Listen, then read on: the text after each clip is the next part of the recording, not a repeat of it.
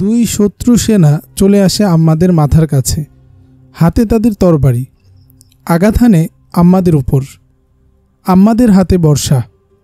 প্রথমবার শত্রুর আক্রমণ প্রতিহত করে ঘোড়ার মোড় ঘুরিয়ে দাঁড়ায় সে। মোকাবেলা করে দুই শত্রুর। তরবারির মোকাবেলায় বর্ষা। ঘোড়ার পিঠে বসে মুখোমুখি লড়াই করছে আম্মাদ।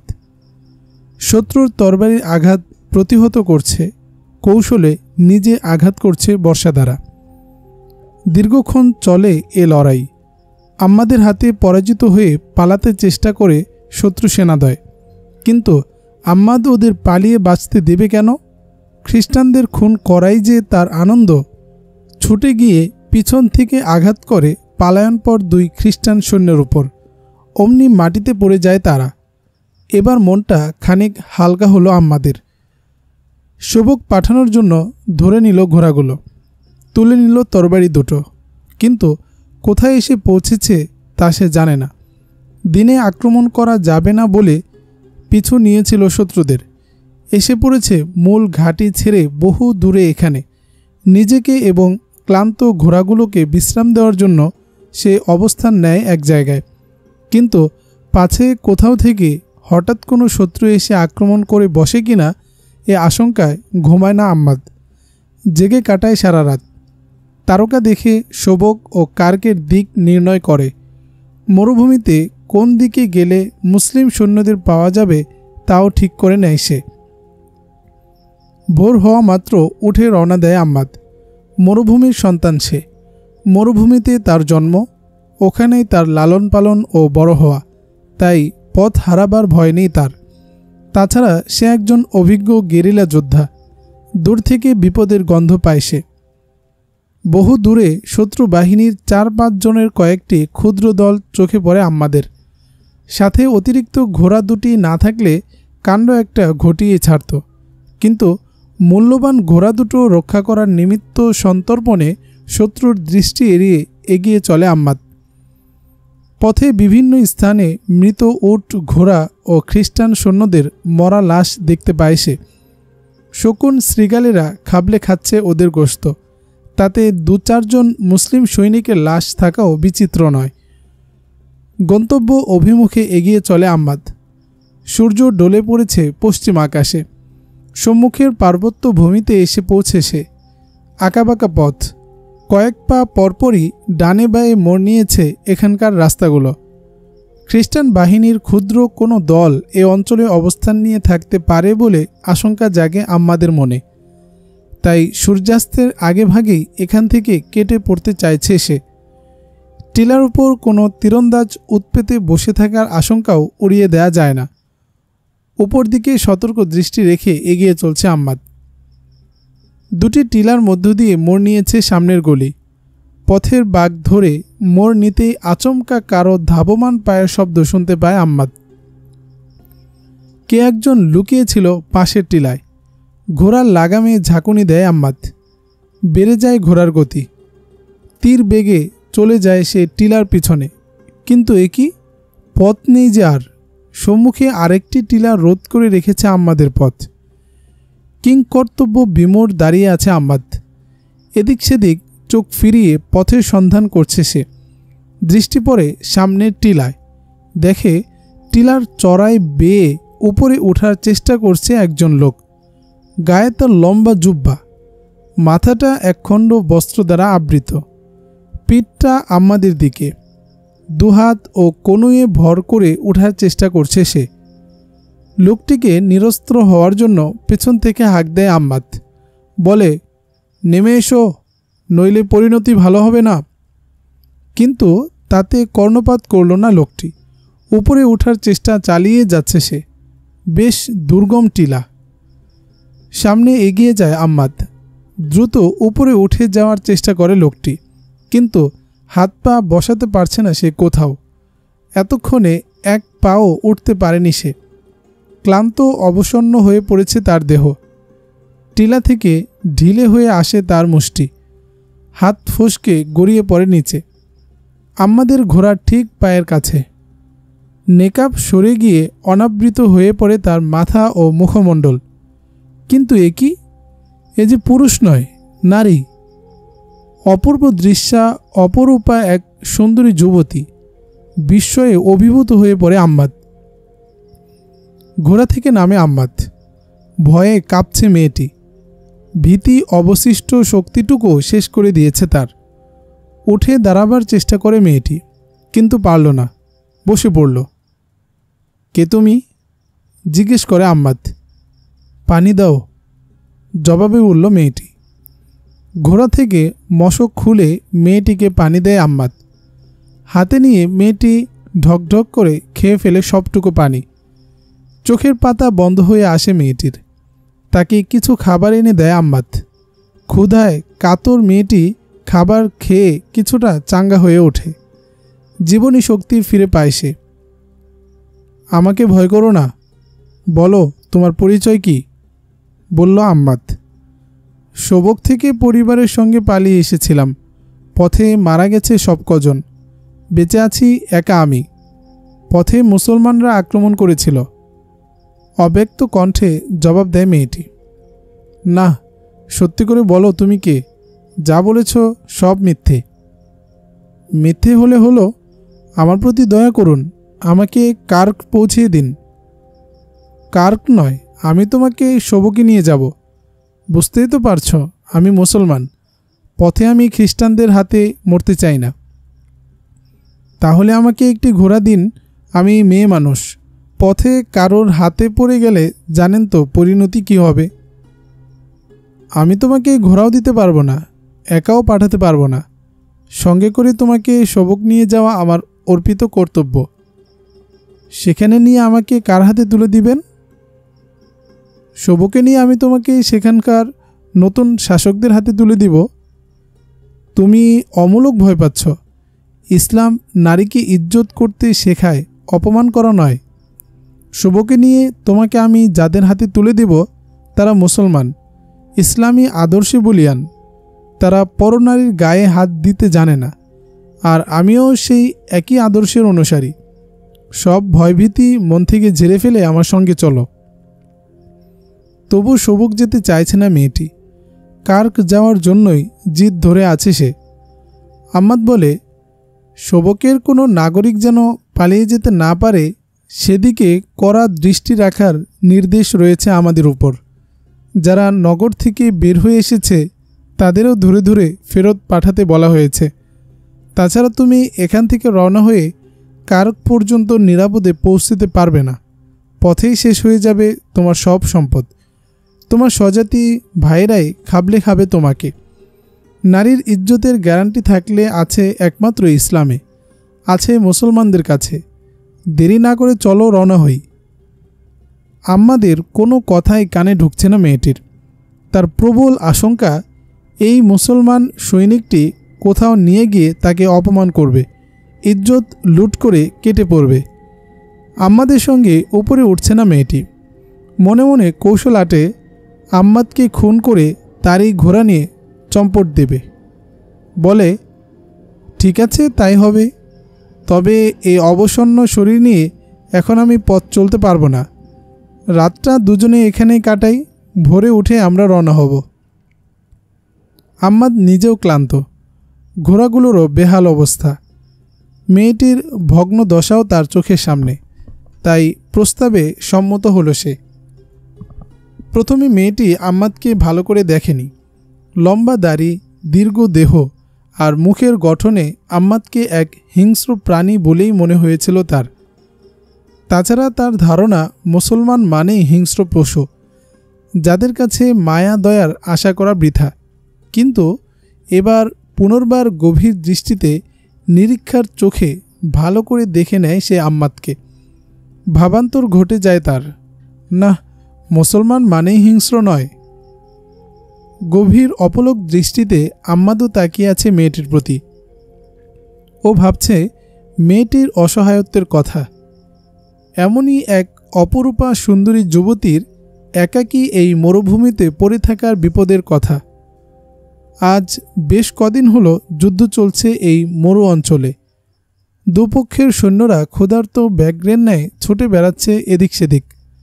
এভাবে একাকী পড়ে থাকলে কখন কার হাতে পড়ে মেয়েটিরও ইজ্জত হারাতে হতো তা বলা মুশকিল। এমনও তো হতে পারে যে দখল প্রতিষ্ঠার জন্য মেয়েটিকে নিয়ে সৈনিকরা নিজেরাই পরস্পর যুদ্ধ বাঁধিয়ে দিবে। ভাগ্যিস মেয়েটি আমার হাতে পড়েছে। কিন্তু পরক্ষণেই সে ভাবে, তাতে কি হলো, আমিও তো ফেরেশতা নই, আমারও তো রক্ত মাংস আছে, আছে কামনা বাসনা, আছে যৌন লালসা। মেয়েটির চোখে চোখ রাখে আম্মাদ। মেয়েটিও তাকায় আম্মাদের প্রতি। লজ্জা পেল আম্মাদ। চোখ সরিয়ে নেওয়ার চেষ্টা করে সে, কিন্তু রূপের চুম্বকার্ষণে মেয়েটির চোখে চোখ আটকে যায় তার। নিজের মধ্যে কেমন এক অনুভূতি আবিষ্কার করে সে, যা তার কাছে নিতান্ত অপরিচিত, একেবারে নতুন। বহু কষ্টে দৃষ্টি অবনত করে আম্মাদ, কিন্তু সে ক্ষণিকের জন্য মাত্র। পরক্ষণেই আবার চোখোচোখি হয় দুজনের। অভাবিতপূর্ব এক শিহরণ খেলে যায় আম্মাদের মনে। হৃদয়টা যেন কেমন তোলপাড় করতে শুরু করে দেয় তার। অস্থির হয়ে উঠে সে। মেয়েটির দু ঠোঁটের ফাঁকে ফুটে উঠে একটুখানি মুচকে হাসি। বোধহয় তোমার এখনো বিয়ে হয়নি। আম্মাদের মনে কৌতূহল। হ্যাঁ, আমি এখনো কুমারী। জবাব দিয়ে ঝট করে বলে ফেলে, জগতে কেউ নেই আমার সঙ্গে কার চলো, আমি তোমার বউ হব। চৈতন্য ফিরে আসে আম্মাদের। বলে, হ্যাঁ, তারপর বলবে এবার ধর্ম বদল করো, ইসলাম ত্যাগ করে খ্রিস্টান হও, তাই না? তার চেয়ে বরং শোভক চলো, মুসলমান বানিয়ে আমি তোমার বিয়ে করে নেব। তুমি ইমানি জিন্দিগির স্বর্গীয় স্বাদ অনুভব করবে। যে করে হোক কার কামার যেতেই হবে। আমার সঙ্গে ওখানে গেলে তোমার জগৎ পাল্টে যাবে। টোপ ফেলে মেয়েটি। ইমান বেচা কিনার হাট বসিয়ে দেয় সে। কিন্তু হঠাৎ ভাবান্তর ঘটে যায় আম্মাদের মনে। মেয়েটির মুখমণ্ডল, রেশমি চুল আর মায়াবী চোখ দুটো সে খুঁটিয়ে খুঁটিয়ে দেখছে, আর মাথা ঝুঁকিয়ে হারিয়ে যাচ্ছে গভীর চিন্তার জগতে। মেয়েটির কোনো কথাই যেন ঢুকছে না আম্মাদের কানে। মাথা তুলে উঠে দাঁড়ায় আম্মাদ। ঘোড়ায় বাঁধা থলে থেকে কিছু খাবার এনে খায় দুজনে। কারো মুখে রা নেই। ঘুমিয়ে পড়ে আম্মাদ। অবসন্ন দেহটি মাটির শয্যায় এলিয়ে দেয়া মাত্র বুঝে আসে তার দু চোখের পাতা। গভীর নিদ্রায় তলিয়ে যায় সে। ঘুমিয়ে পড়ে মেয়েটি। মধ্যরাতের পর পার্শ্ব পরিবর্তন করে মেয়েটি। চোখ খুলে যায় তার। কিছুক্ষণ আড়মুড়িয়ে আচ্ছন্ন ভাবটা দূর করে আম্মাদের প্রতি তাকায় সে। নাক ডেকে ঘুমোচ্ছে আম্মাদ। কয়েক পা দূরে দাঁড়িয়ে আছে ঘোড়াগুলো। টিলার উপর নেমে এসেছে আকাশের চাঁদ। স্বচ্ছ কাচের মতো পরিষ্কার মরুভূমির জ্যোৎস্না। চন্দ্রালোকে ভেসে যাচ্ছে যেন প্রকৃতি। ঘোড়াগুলোর প্রতি তাকায় মেয়েটি। সবকটি ঘোড়ার পিঠে জিন বাঁধা।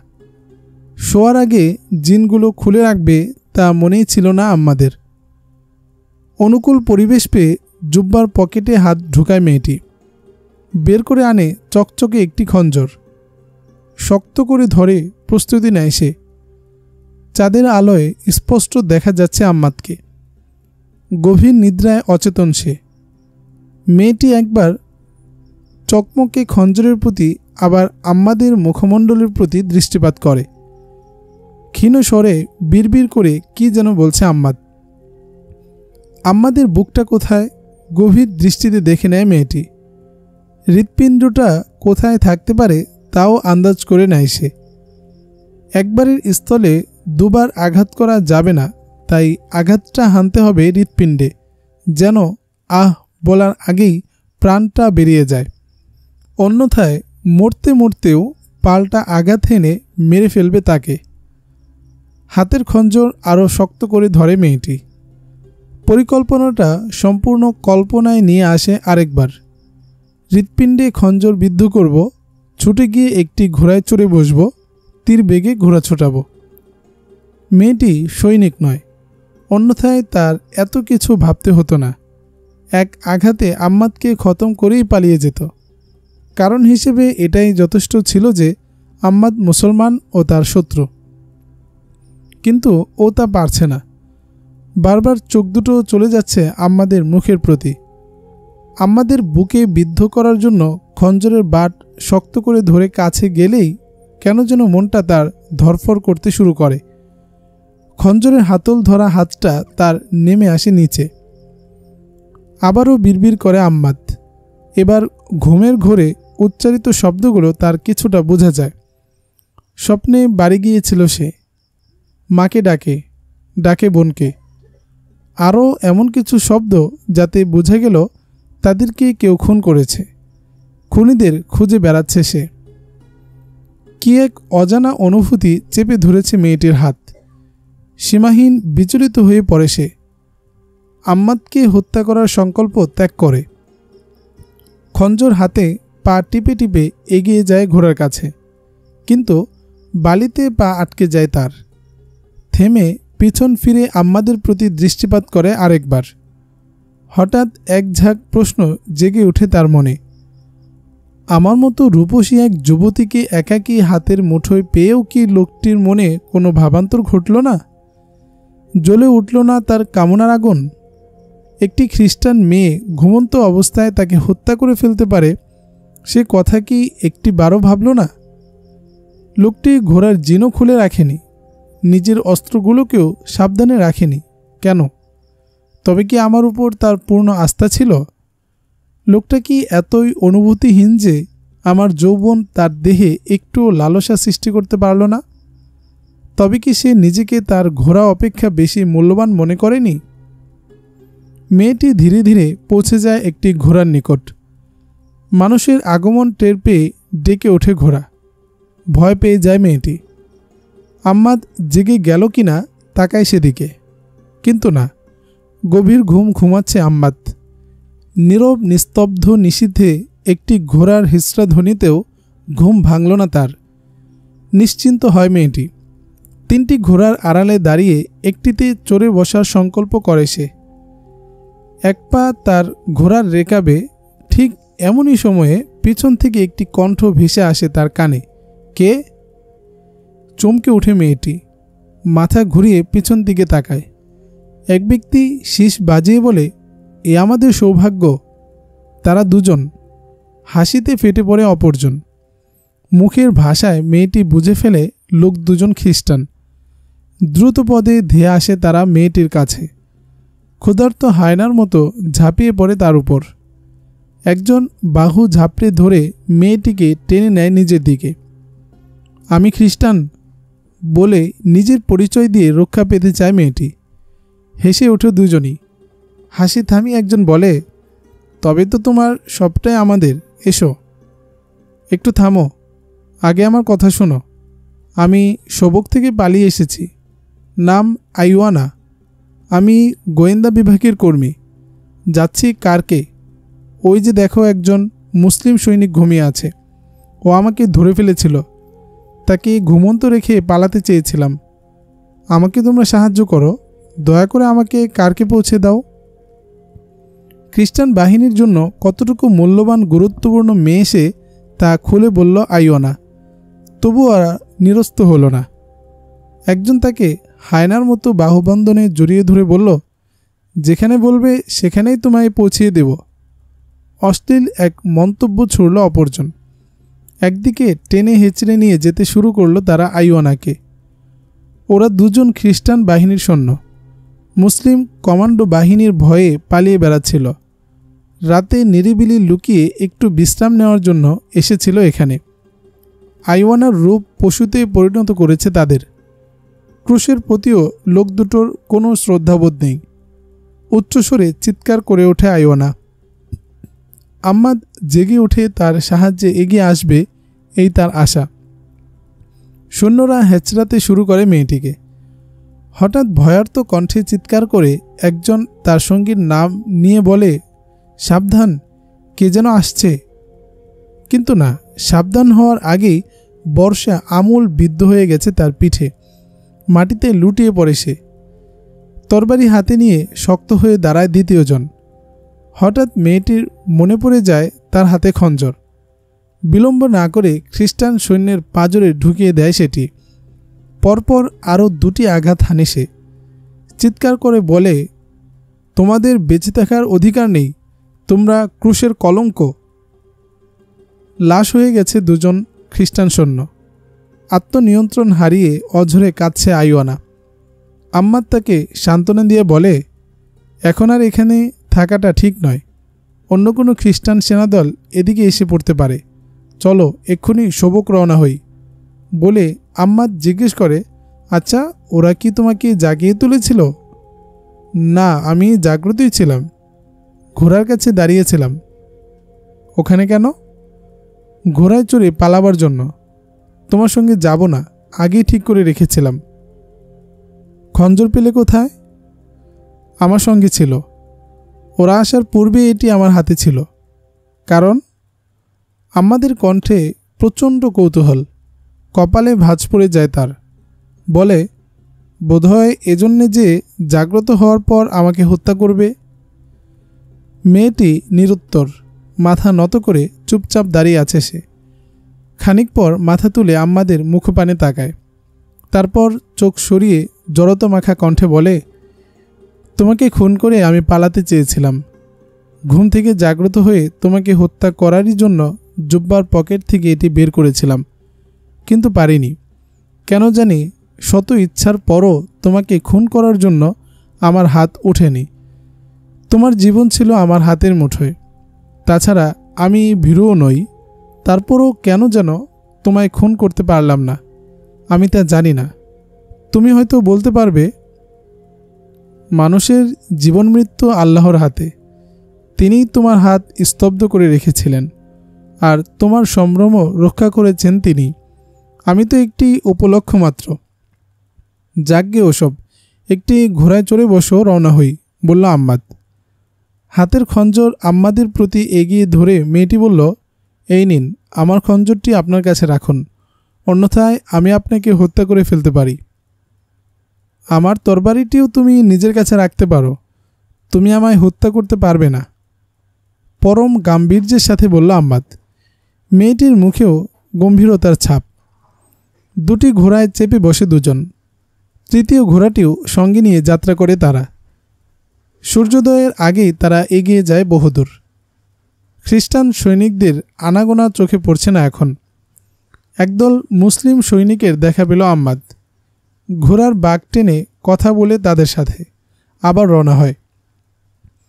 এপ্রিল মাস, প্রচণ্ড তাপ, গরমে সিদ্ধ হয়ে যায় যেন আম্মাদের সমস্ত শরীর। দূরে ধুধু বালুকারাশি সমুদ্রের পানির মতো চিকচিক করছে। বাদিকে বিস্তীর্ণ এলাকা জুড়ে বালির পর্বত। পথের দুধারে ইতস্তত বিক্ষিপ্ত পড়ে আছে অসংখ্য লাশ।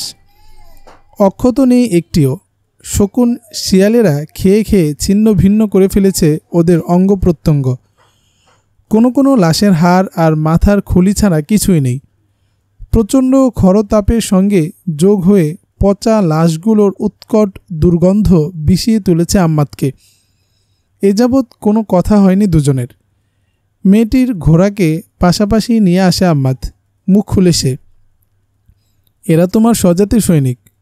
ইসলামী সাম্রাজ্যের পতন ঘটানোর নিমিত্ত ব্রিটেন, ফ্রান্স, জার্মানি ও ইটালি প্রভৃতি দেশ থেকে আসা রাজাদের ইচ্ছার বলি এরা। কথা বলে না মেয়েটি, কেবল একবার আম্মাদের মুখপানে তাকিয়ে আহ বলে এক দীর্ঘশ্বাস ছেড়ে মাথা নত করে সে। বায়ের পর্বতের প্রতি মোড় ফিরায় আম্মাদ। পিপাসা নিবারণের জন্য পানি আর বিশ্রামের জন্য ছায়া দুই পাওয়া যাবে ওখানে। আকাশের সূর্যটাকে পিছনে ফেলে পার্বত্য এলাকায় ঢুকে পড়ে দুজন।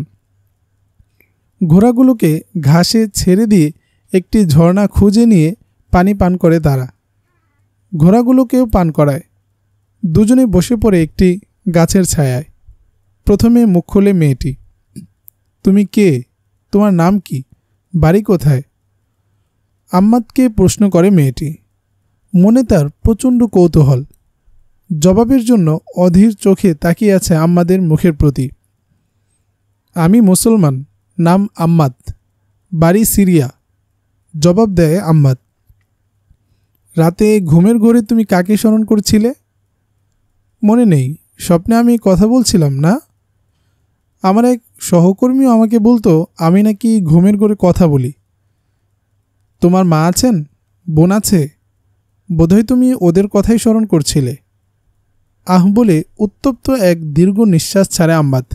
বলে, ছিল এক সময়, এখন কেবল স্বপ্নযোগেই তাদের সাথে সাক্ষাৎ করি। আরও অনেক কিছু জানতে চায় মেয়েটি, কিন্তু এড়িয়ে যায় আম্মাদ। আর কোনো প্রশ্নেরই জবাব দেয় না সে। মেয়েটিকে উদ্দেশ্য করে বলে, তুমি নিজের মিথ্যে পরিচয় দিয়েছিলে, তবে আসলে তুমি কে এ প্রশ্ন করার এখন আর আমি প্রয়োজন মনে করি না। আমাদের পথ আর বেশি নেই। সবক পৌঁছে নগর প্রশাসকের হাতে তোমায় তুলে দিয়েই আমি ফিরে আসব। যদি সত্য বলো তাহলে নিজের সম্বন্ধে তুমি কিছু বলতে পারো। কি বলবে তুমিই জানো, আমি কোনো প্রশ্ন করব না। তবে যেসব খ্রিস্টান মেয়ে গুপ্তচর বৃত্তির জন্য আমাদের দেশে আসে, তুমি তাদের কেউ নও এ কথা বলতে পারবে না, আগেই বলে দিচ্ছি।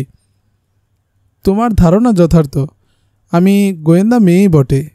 আমার নাম আইওয়ানা, বলল মেয়েটি। বাবা মা কি জানেন তুমি কি করো? বাবা মা নেই, কখনো তাদের চেহারাও দেখিনি। আমি যে বিভাগে চাকরি করি সেই বিভাগ আমার মা, আর বিভাগের প্রধান কর্মকর্তা হরমোন আমার পিতা। বলেই প্রসঙ্গ পরিবর্তন করে ফেলে মেয়েটি। বলে, লুজিনা নামে আমার এক সহকর্মী ছিল। এক মুসলিম সৈনিকের জন্য সে বিষ পানে আত্মহত্যা করেছিল। তখন আমি বিস্মিত হয়েছিলাম এই ভেবে যে একটি খ্রিস্টান মেয়ে একজন মুসলমান সৈনিকের জন্য এত বড় ত্যাগ দিতে পারে। কিন্তু এখন বুঝতে পারছি, হ্যাঁ, এমনটি হওয়া সম্ভব। শুনেছিলাম ওই মুসলিম সৈনিকটিও নাকি তোমার ন্যায় একদল ডাকাতের সঙ্গে যুদ্ধ করে নিজের দেহকে ক্ষতবিক্ষত করে লুজিনার জীবন সম্ভ্রম রক্ষা করেছিল। আহত হওয়া সত্ত্বেও কর্তব্য বোধে সে লুজিনাকে সবক পৌঁছে দিয়েছিল। লুজিনা ছিল আমারই মতো ভীষণ সুন্দরী, কিন্তু তার প্রতি তোমার ন্যায় সেই মুসলিম সৈনিকটিও ছিল নির্মোহ। আমার তো এখন নিশ্চিত মনে হচ্ছে লুজিনার মতো প্রয়োজনে আমিও তোমার জন্য জীবন দিতে পারবো। আচ্ছা, নারীর প্রতি তোমরা এত নির্মোহ হও কি করে? এত সংযম তোমাদের শিখায় কে? ইসলাম কুচিন্তায় পরনারীর প্রতি দৃষ্টিপাত করাও ইসলামে নিষিদ্ধ। তাই নারীর প্রতি পুরুষের আকর্ষণ স্বাভাবিক হওয়া সত্ত্বেও আমরা সংযম অবলম্বন করে চলি। ইসলামের প্রতি আমি নিবেদিত প্রাণ বলেই ইজ্জত নিয়ে তুমি এ পর্যন্ত আসতে পেরেছ। অন্যথায় তোমার স্বজাতির দুই সৈনিকের মতো আমিও রক্ত মাংসেরই মানুষ। যৌনতা বোধ আছে আমারও। সেই ইসলামেরই জন্য আমরা তোমাদের সঙ্গে লড়াই করছি, আর তোমরা আমাদের এই চরিত্রটা ধ্বংস করে ইসলামকে নিশ্চিহ্ন করতে চাইছ। আবেগের তাড়নাই কিনা জানি না, আমার মনে হচ্ছে এর আগেও কোথাও যেন আমি তোমাকে দেখেছি, বলল আইওয়ানা। দেখতে পারো, মিশরে হবে হয়তো, বলে আম্মাদ। মিশরে আমি গিয়েছি ঠিক, কিন্তু ওখানে তোমাকে দেখিনি, বলেই মুচকি হেসে আইওয়ানা জিজ্ঞেস করে, আচ্ছা, আমার ব্যাপারে তোমার ধারণা কি? আমি কি অতিশয় সুন্দরী নই? তোমার রূপের কথা আমি অস্বীকার করি না। তোমার এ প্রশ্নের মর্ম আমার বুঝতে বাকি নেই। কিন্তু একজন নিবেদিত প্রাণ ও কর্তব্যপরায়ণ মুসলমান কোনো নারীর কাছে হার মানে না, হোক সে শত সুন্দরী। তা না হলে মুসলমান কেন? মুসলমান তো আর খ্রিস্টানদের মতো নয় যে ধর্মরক্ষার সৈনিক হওয়া সত্ত্বেও বিপদগ্রস্ত স্বজাতির এক মেয়েকে দেখা মাত্র পশুর মতো ঝাঁপিয়ে পড়বে তার উপর। তাছাড়া আমার বয়স যখন 13-14 বছর, তখন খ্রিস্টানরা আমার ছোট্ট একটি বোনকে আমাদের শোভকের বাড়ি থেকে অপহরণ করেছিল। তার বয়স ছিল তখন 7 বছর। এখন সে বেঁচে আছে কিনা জানি না, থাকলেও কোথায় কী অবস্থায় আছে জানা নেই। কোনো আমিরের হেরেমে আছে নাকি তোমারই মতো গুপ্তচর বৃত্তি করছে তা আল্লাহ ভালো জানেন। তাই এখন যে মেয়ে আমার চোখে পড়ে তাকে আমার সেই বোন বলে মনে হয়। আমি কোনো মেয়ের প্রতি কুদৃষ্টিতে তাকাতে পারি না, পাছে সেই যদি হয় আমার অপহতা বোন। তোমাকে আমি সবক নিয়ে যাচ্ছি শুধু তোমার নিরাপত্তার জন্য। মরুভূমিতে একাকী ছেড়ে আসলে তোমার কি দশা হতো তা আমার জানা ছিল। তোমার স্বজাতির 2 সৈনিকই তো তার প্রমাণ রেখে গেল। আমি এখন অন্য জগতের মানুষ, মা বোন আছে কি না তুমি জানতে চেয়েছিলে। শোনো, আমার মাকে খ্রিস্টানরা খুন করেছে, সঙ্গে বড় এক ভাইকে। বোনের কথা তো বললাম, আমি প্রতিশোধের আগুনে পুড়ে মরছি। এখন এই মোরো অঞ্চলে খ্রিস্টান বাহিনীকে ধাওয়া করে ফিরতে আর ওদের রক্ত ঝরানোতে আমি শান্তি পাই। আমার সব সুখ এখন জড়ো হয়েছে এসে এখানে। বিস্ময়া বিভূত নেত্রে আইওয়ানা তাকিয়ে আছে আম্মাদের প্রতি। এক অতৃপ্তির ভাব ফুটে উঠেছে তার চোখে মুখে। এ যাবৎ এমন কথা বলেনি কেউ তাকে। অশ্লীলতা আর বেহায়াপনার দীক্ষায় পেয়েছে সে। তার কথাবার্তা আর চালচলনে কর্মকর্তারা সৃষ্টি করেছে যৌনতার আকর্ষণ। বড় সুদর্শন এক ফাঁদ রূপে গড়ে তুলেছে তাকে। সতীত্বের মতো মহামূল্যবান সম্পদ থেকে করেছে বঞ্চিত। দীক্ষা লাভ করার পর আইওয়ানা নিজেকে পুরুষের হৃদয় রানী ছাড়া আর কিছুই ভাবতে পারেনি। নিজের বাড়ি কোথায়, মা বাবা কেমন ছিলেন, কিছুই তার মনে নেই। কিন্তু এখন আম্মাদের আবেগময় কথাগুলো আইওয়ানার ব্যক্তিসত্তায় তার নারীসুলভ অনুভূতিগুলো সজাগ করে দিয়েছে। গভীর এক ভাবনার জগতে ডুবিয়ে ফেলে সে নিজেকে। আম্মাদের উপস্থিতির কথাও মন থেকে হারিয়ে যায় তার। ভাবনার জগতে নিজের হারানো অতীত হাতড়ে ফিরছে আইওয়ানা। হঠাৎ বলে ওঠে, আমার একটি ঘটনার কথা স্বপ্নের মতো মনে পড়েছে। কোনো এক সময় আমাকে ঘর থেকে তুলে নিয়ে যাওয়া হয়েছিল। বয়সটা তখন কত ছিল মনে নেই। দুহাতে মাথার চুলে বিলি কাটে আইওয়ানা। চুলগুলো মুঠি করে ধরে ঝাঁকুনি দেয় নিজের মাথাটা। অতীতের স্মৃতি স্মরণে আনার চেষ্টা করছে যেন সে। অবশেষে বিরক্ত হয়ে বলে ওঠে, কিছু মনে পড়ছে না ছাই। মদ, বিলাসিতা, বেহায়াপনা আর প্রতারণার বানে বেঁচে গেছে আমার অতীত। আমার বাবা মা কে ছিলেন, কেমন ছিলেন আমি কখনো ভাবিনি। তাদের প্রয়োজনও পড়েনি কোনো দিন। চেতনা বলতে কিছুই ছিল না আমার মধ্যে। পুরুষ যে বাপ ভাইও হতে পারে তা জানতাম না। পুরুষরা আমাকে মনে করে তাদের ভোগের সামগ্রী। রূপের ফাঁদে আটকিয়ে আমি তাদের ব্যবহার করি। আমার রূপ যৌবনের নেশা যাকে মাতাল করতে ব্যর্থ হয় তাকে ঘায়েল করি মদ আর হাসিস দিয়ে। কিন্তু মহাবিষ্ট মনের দুয়ারে আঘাত করা তোমার এই অশ্রুতপূর্ব কথাগুলো খুলে দিয়েছে আমার বিবেকের দ্বার, সজাগ করে দিয়েছে আমার সুপ্ত নারীসুলভ অনুভূতিগুলো। নারী যে পুরুষের ভোগের সামগ্রী নয়, নারী যে প্রতারণার ফাঁদ নয়, নারীরও যে মা বাবা ভাই বোন থাকতে পারে, মা বোন স্ত্রী হওয়াই যে নারীর প্রকৃত পরিচয় তা আমি স্বচ্ছ আয়নার মতো পরিষ্কার বুঝতে পারছি এখন। অস্থিরতা বেড়েই চলছে আইওয়ানার। থেমে থেমে কথা বলছে সে। একসময়ে সম্পূর্ণ স্তব্ধ হয়ে যায় তার কণ্ঠ। হারানো অতীত আর বর্তমানের মাঝে শত পাকে যেন আটকে গেছে মেয়েটা। হাজার চেষ্টা করেও বেরুই যেন হতে পারছে না সে। নিজের অতীতটা খুঁজে ধরে আনার জন্য ব্যাকুল হয়ে উঠেছে আইওয়ানা। কিন্তু না, পাচ্ছে না, আর কিছুই পাচ্ছে না। চলো রওনা হই। আম্মাদের কণ্ঠ শুনে প্রকৃতস্থ হওয়ার চেষ্টা করে আইওয়ানা। সহজ সরল নিষ্পাপ বালিকার মতো উঠে দাঁড়ায় সে। ঘোড়ায় চড়ে আম্মাদের পিছনে পিছনে এগোতে শুরু করে। পার্বত্য অঞ্চল ছেড়ে বহুদূর এগিয়ে গেছে আম্মাদ ও আইওয়ানা। আম্মাদের মুখপানে তাকিয়ে আছে মেয়েটি। হঠাৎ মুখে হাসি টেনে বলে উঠল,